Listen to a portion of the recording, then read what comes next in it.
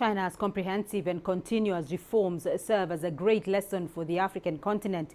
This was the main message that emerged at a seminar themed Insight into New Opportunities for Africa through China's Blueprint. The seminar, held at the University of Johannesburg, is being hosted on the back of the 20th National Congress of the Communist Party of China, or CPC. CGTN's Yolisa Njamela has more.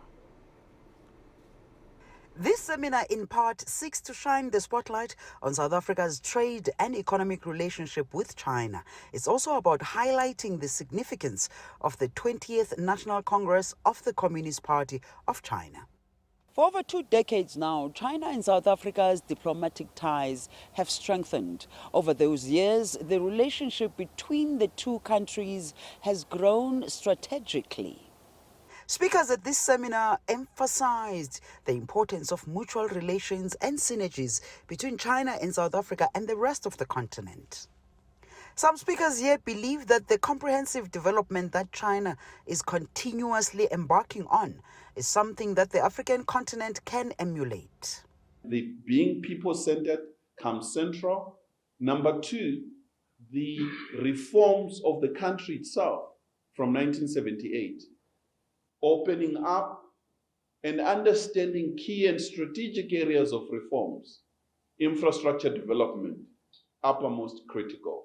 Education, central to development. Science and technology. And therefore, the reforms in China are not reforms that are limited. They are comprehensive reforms in all aspects of reforms. But also for the continent of Africa.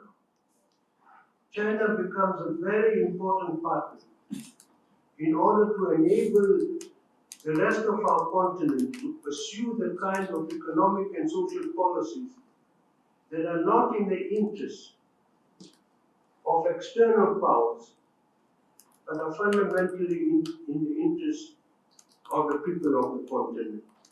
So China remains very important for us.